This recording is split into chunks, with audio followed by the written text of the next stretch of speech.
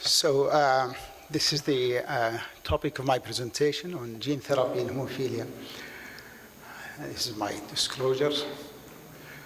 So as you all know, hemophilia is an X-linked congenital hemorrhagic disorder. It is caused by a mutation in factor 8 or factor 9 gene. And in the past, the life expectancy of hemophilia patients used to be much shorter than normal people living to the second decades. But fortunately, nowadays, their life expectancy is similar to adults.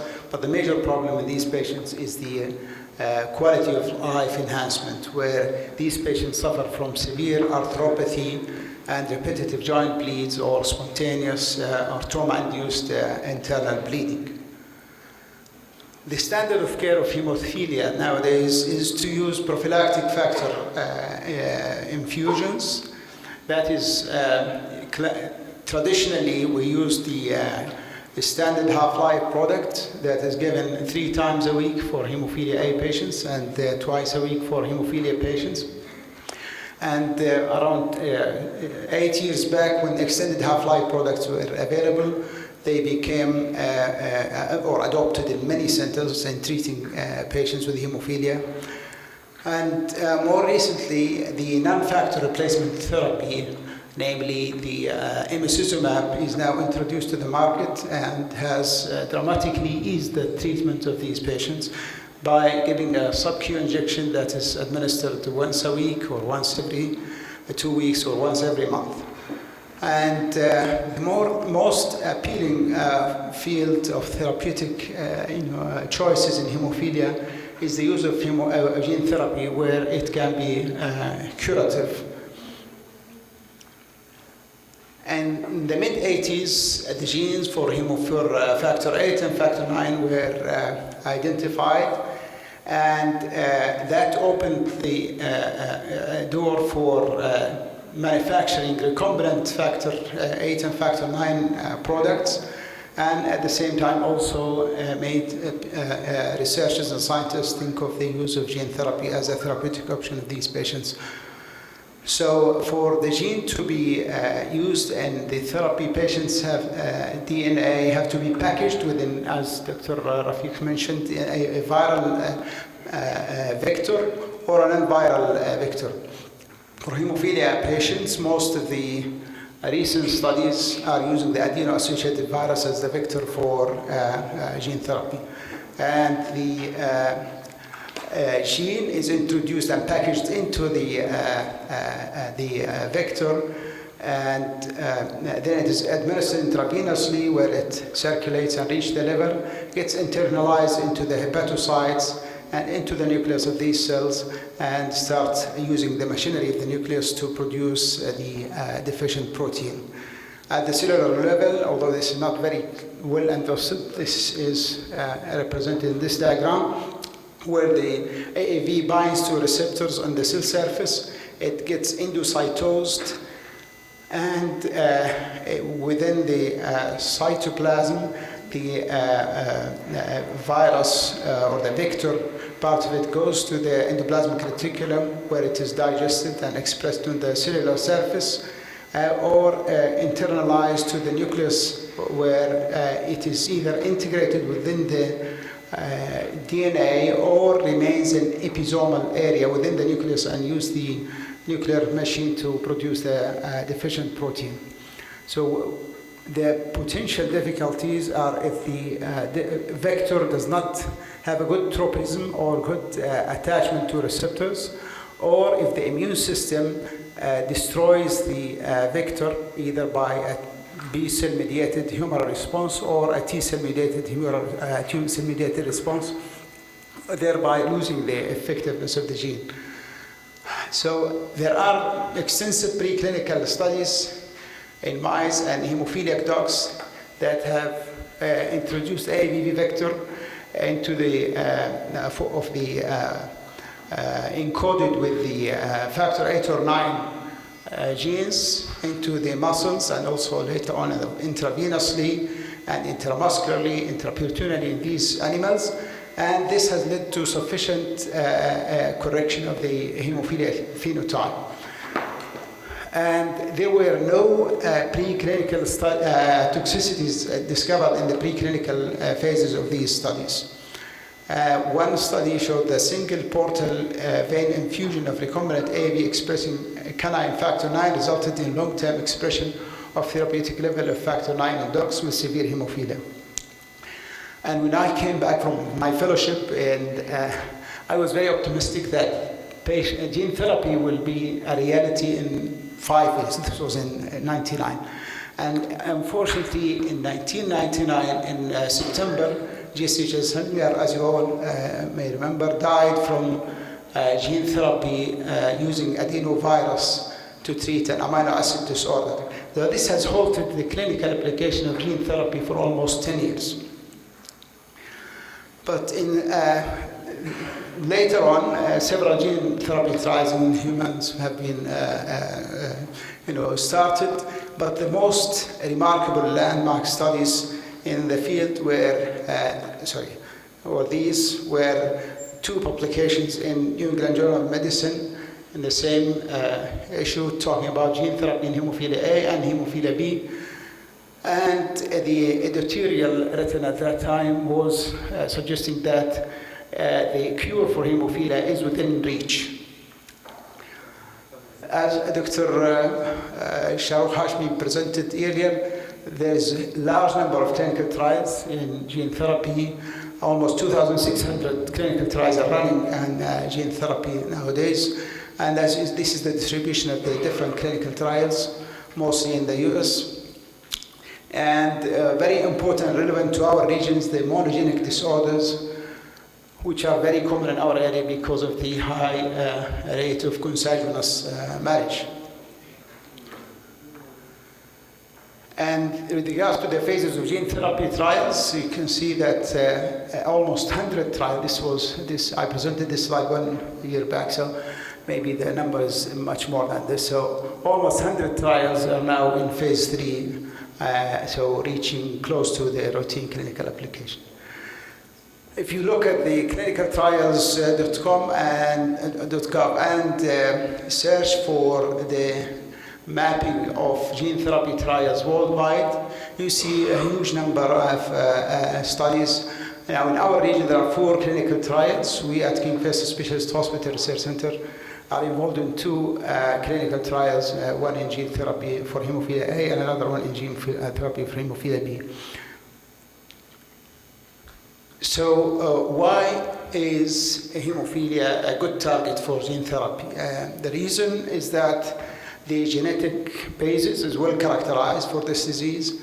It is due to lack of a specific protein, and very encouraging, a very modest increase in the level of the deficient protein leads to a significant clinical benefit with a dramatic change in the clinical phenotype of these patients. And that was evident by the prophylaxis studies, where the level goes to just above 1%, and the patients have a remarkable reduction in their bleeding phenotype.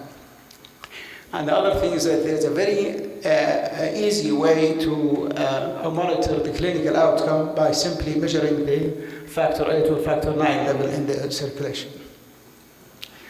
So the goal of gene therapy is to introduce the defective or deficient gene into the target cells in order to induce endogenous production of the deficient protein, with the ultimate goal of lifelong durable therapy to have a continuous endogenous prophylaxis. This can ameliorate the disease and prevent spontaneous bleeds and protect from the patient during their most day-to-day activities. Again, this is the principle of gene therapy. The transgene is packaged, introduced intravenously, goes to the target cells and starts to produce the protein. But the challenges that researchers and scientists have found is that what is the best vector to be used that have to be safe and non-toxic, and how to avoid the immune rejection of these vectors, how to make sure that the gene transduction is durable and the production of the deficient proteins will last for life. And there are the ethical issues of the DNA modification and that the gene transfer has to be non-germline, or it has to be not transferred to the sperms or eggs. And the expected high cost is a major challenge to therapy with hemophilia. For AAVB, that is adeno-associated virus, that is used to treat, transduce the hepatocytes with the factor 8 or 9. There are different serotypes. This is shown here in this diagram. Some have hepatic tropism, some have skeletal muscle tropism, some have cardiac. And different studies have used different products and different modifications and recombinant technologies to modify the virus and the vector to suit the goal of the therapy. So these are the options or the ways to optimize the gene therapy. So the codon promoter, so the codon and promoter optimization, and improving the tissue-specific expression, and the protein that has to be expressed.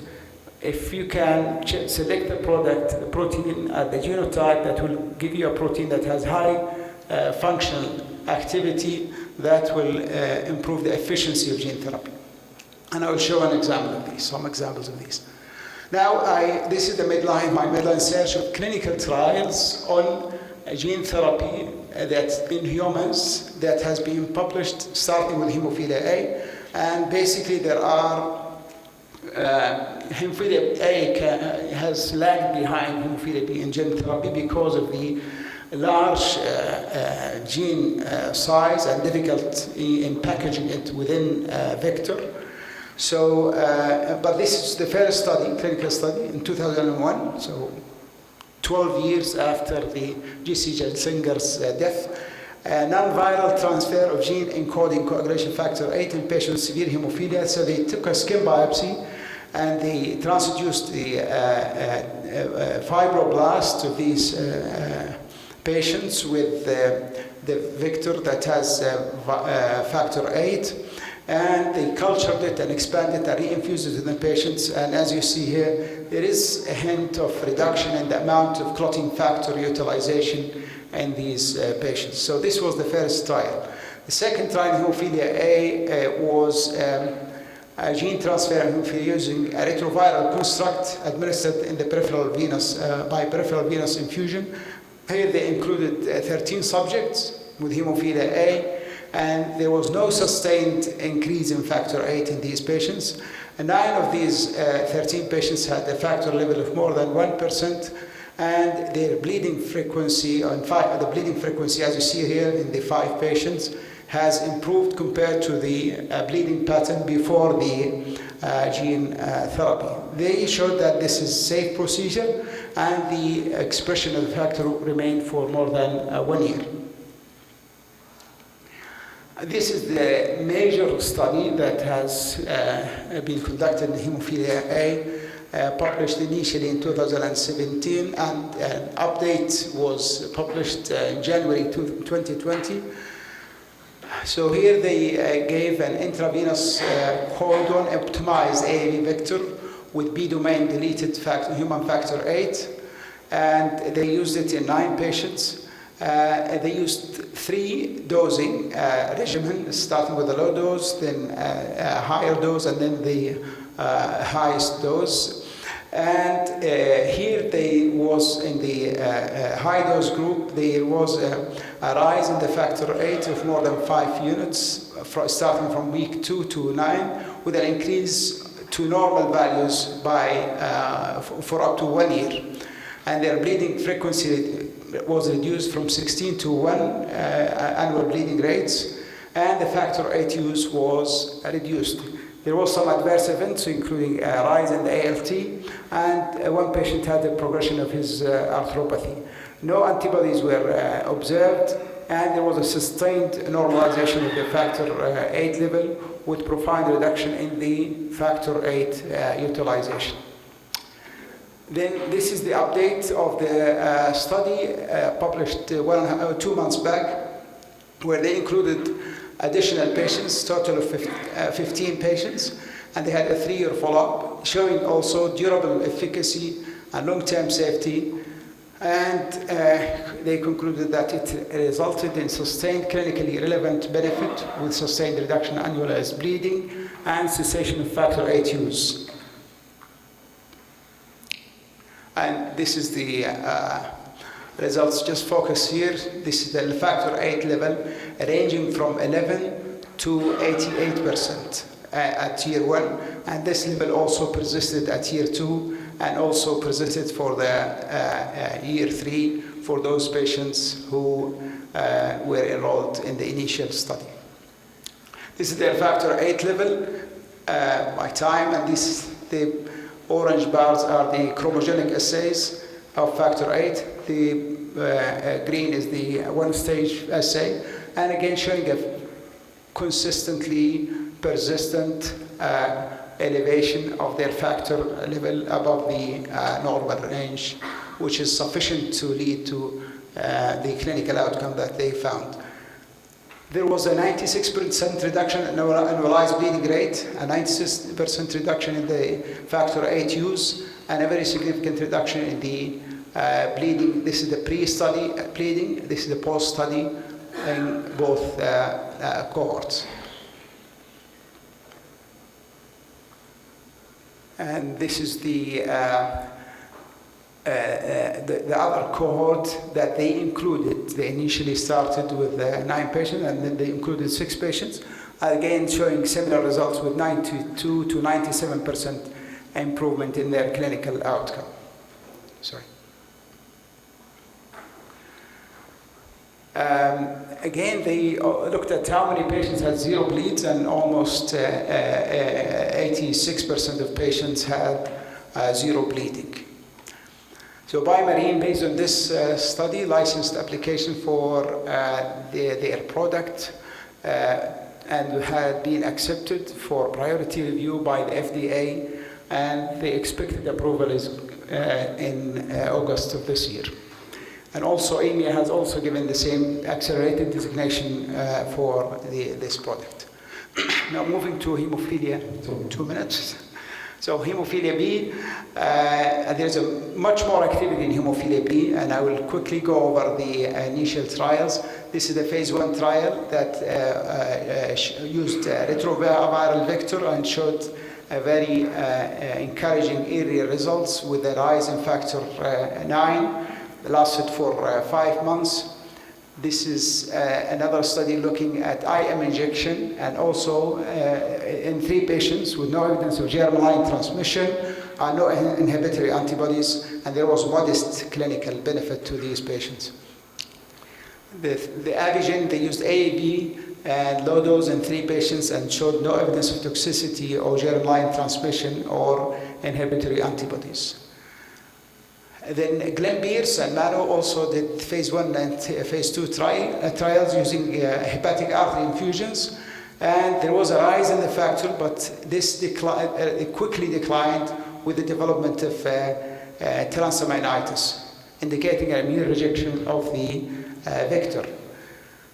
This is another study, so 8 clinical trials were done in factor 9, and also again consistently showing safety, and initially some hurdles were found with regards to rejection and or clearance of the vector by the immune system, but this is the largest and the leading study that started in 2011, where they selected 11 patients, and in all these patients 6 patients, they had a rise in their factor 9 level from 2 to 12%. And the duration of the factor expression was for more than a year in many of these patients. And this is their level, the factor level. Again, you see a very nice rise that declines with the ALT rise, so they used steroids to avoid the immune rejection, and this has maintained the factor activity. They published their long-term outcome, which showed, again, the same results with consistent and persistent elevation of the factor level. This is the result on the 10 patients, and this is the steroid use in different patients where they have a rise in the enzymes. You see here the clinical outcome with a reduction in the annualized, and this is a factor VIII utilization reduced. The bleeding episodes were reduced. The most important change is the use of PADO mutant, which has an activity of around up to 10 times the normal factor VIII gene. And this has been used in this trial by George that led to a very significant rise in the level of factor IX activity. I have short time now. So again, they showed that steroids help in maintaining the factor IX activity if immune rejection is observed, and the clinical outcome was consistent with the previous results, showing a good reduction in annualized bleeding rate, number of factor IX infusions, and total usage of factor IX. This is a study by Misbah. This is the latest study in gene therapy of hemophilia that also in 10 patients showed a rise of the level to around 4 units with an annual bleeding rate reduction of 80% and 53% reduction of the spontaneous annual bleeding rate. This is shown diagrammatically here with a very good reduction there. And there are many other ongoing trials on the gene therapy in this field. And I will just summarize the outcome gene therapy in here. So the highest factor level ranged from 7 to 164% in different studies. The lowest is 1 to 19 in the different studies. This is a summary of all the clinical outcomes. Bleeding baseline is shown here. Post-therapy is reduced to 1% or less, 1 bleed per year or less. The reduction is more than 90% in most of these studies, and the factor usage also was reduced by 90%. I think this is very important. Cost is expected to be lower than the prophylactic therapy of factor VIII. And there are many barriers that maybe we can discuss in the question and answer session if there is any time. And there are limitations to the use, like which patients will be expected to be candidates for I think around 10 to 15% of hemophilia patients would be a candidate for gene therapy. The patients have the right to have very detailed information about gene therapy. So in conclusion, gene therapy is a very promising therapeutic strategy for patients with hemophilia. It offers a continuous, long-term endogenous prophylaxis and possible cure. There are no inhibitors to factor VIII or IX that have been reported. Long-term follow-up is needed to make sure that or ensure safety to these patients, and cost is expected to be a major barrier to gene therapy. Thank you very much.